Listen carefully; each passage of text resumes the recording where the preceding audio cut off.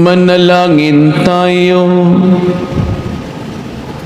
Ama naming makapangyarihan, gawin mong kayo mabihisa ng tanang kabutihan ng puso ng iyong anak na minamahal at pag-alabi nawa kami ng kanyang loobin at kaisipan upang kaming naging kanyang kalarawan ay maging dapat makasalo sa ng maliw na katubusan sa pamamagitan niya kasama ng Espiritu Santo magpasawalang hanggan. Amen.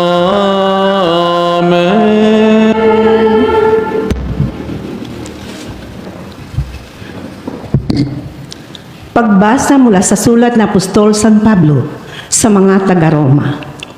Mga kapatid, lubos akong naniniwalang kayo puspos ng kabutihan, may sapat na kaalaman at marunong magpaalalahanan. Ngayon man, sa sulat na ito'y naglakas loob akong paalalahanin kayo tungkol sa ilang bagay. Ginawa ko ito dahil sa kaloob ng Diyos sa akin na maging lingkod ni Kristo Jesus bilang saserdote sa mga hentil. Ipinangangaral ko sa kanila ang mabuting balita ng Diyos upang sila'y maging handog na kalugod-lugod sa Kanya, yamang pinabanal ng Espiritu Santo. Kaya't bilang lingkod ni Kristo Jesus, may katwiran akong ipagmapuri ang aking nagawaang para sa Diyos, sapagkat ang pinangangahasan ko lamang banggitin ay ang ginawa ni Kristo upang maakit ang mga hentil sa pamamagitan ng aking mga salita at gawa, sa tulong ng mga tanda at kababalaghan at sa kapangyarihan ng Espiritu Santo. Kaya't sa lahat ng lupain, mula sa Jerusalem hanggang sa Jericho, sa ipinangaral ko ang mabuting balita tungkol kay Kristo. Ang hangad ko'y ipangaral ito sa mga dakong hindi pa kilala ni Kristo, upang hindi ako mangaral sa pangangaralan ng iba. Ganito ang sinabi ng kasulatan: makakakilala ang hindi pa nakakabalita tungkol sa Kanya. Makakaunawa ang hindi pa nakaririnig tungkol sa Kanya. Ang salita ng Diyos. Salamat sa Diyos. Ang atin pong itutugon sa bawat bahagi ng salmo ay, Panginoong nagliligtas sa tanang bansay na hayag. Atin pong ulitin, Panginoong nagliligtas sa tanang bansay na hayag. Umawit ng bagong awit at sa poon ay ialay, pagkat siyang ginawa niya ay kahangahangang tunay. Sa sariling lakas niya at taglay na kabanalan, walang hirap na natamo, yaong hangad na tagumpay. Panginoong nagliligtas sa tanang bansay na hayag. Ang tagumpay niyang ito'y siya na rin ang naghayag. Sa harap ng mga bansay, nahayag ang pagliligtas. Ang pangako sa Israel, lubos niyang tinutupad. Panginoong nagliligtas sa tanang bansay na hayag. Tapat siya sa kanila at ang pag-ibig ay wagas. Ang tagumpay ng ating Diyos kahit saan ay namalas. Magkaingay na may galak, yaong lahat sa daigdig. Ang poon ay buong galak, napurihin sa pag-awit. Panginoong nagliligtas sa tanang bansay na hayag.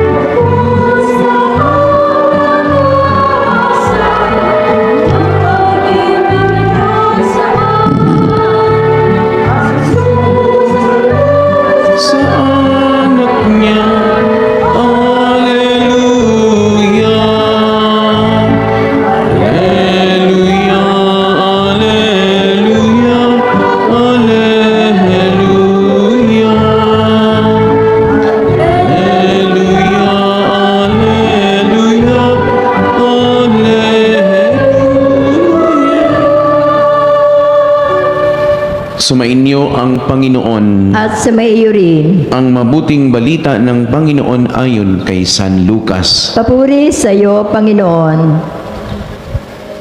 Noong panahon iyon, sinabi ni Jesus sa kanyang mga alagad, may isang mayaman na may isang katiwala. Isinumbong sa kanya na nilulustay nito ang kanyang ari-arian. Kaya't ipinatawag niya at tinanong, ano ba itong narinig ko tungkol sa iyo? Isulit mo sa akin ng buo ang pangangasiwa mo sa aking ari-arian, pagkat mula ngayon ay hindi na ikaw ang katiwala ko. Nawi ka ng katiwala sa sarili. Aalisin na ako ng aking Panginoon sa pangangasiwa. Ano ang gagawin ko? Hindi ko kayang magbungkal ng lupa.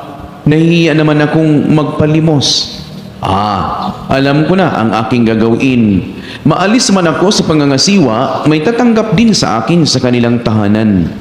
Isa-isa niyang ngayong tinawag ang mga may utang sa kanyang Panginoon. Tinanong niya ang una, gaano ang utang mo sa aking Panginoon? Sumagot siya, 100 tapayang langis po. Heto, ang kasulatan ng iyong pagkakautang. Dali, maupo ka't gawin mong 50, sabi ng katiwala.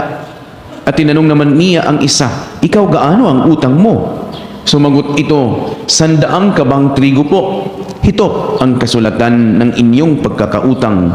Wika niya, isulat mo, 80. Pinuri ng Panginoon ang magdarayang katiwala dahil sa katalinuhang ipinamalas nito.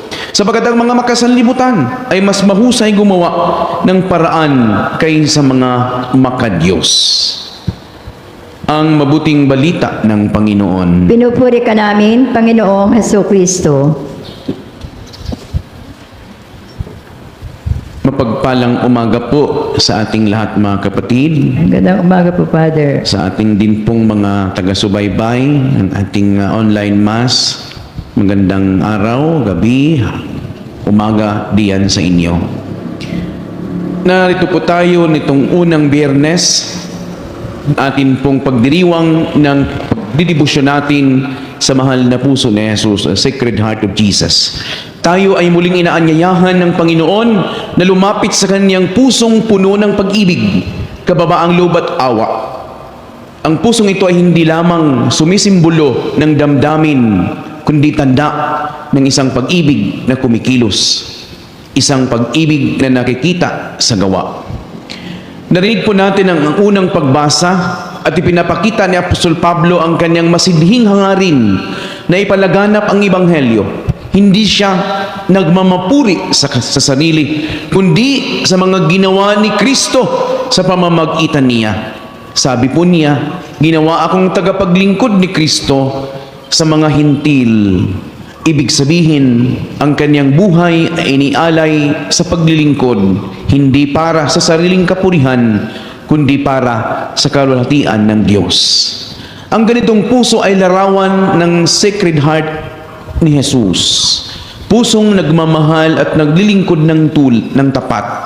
Tulad ni Apostol Pablo, tayo rin ay tinatawagan na maging kasangkapan ng Diyos sa ating mga pamilya, trabaho at komunidad.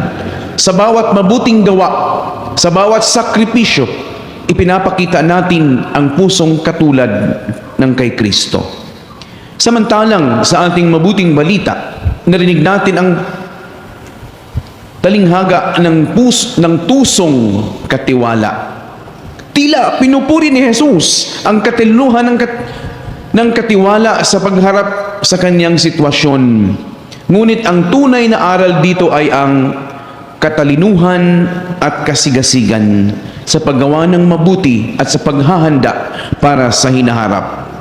Sabi ni Jesus, ang mga anak ng sanlibutan ay mas mahusay gumawa ng paraan kaysa mga makadiyos.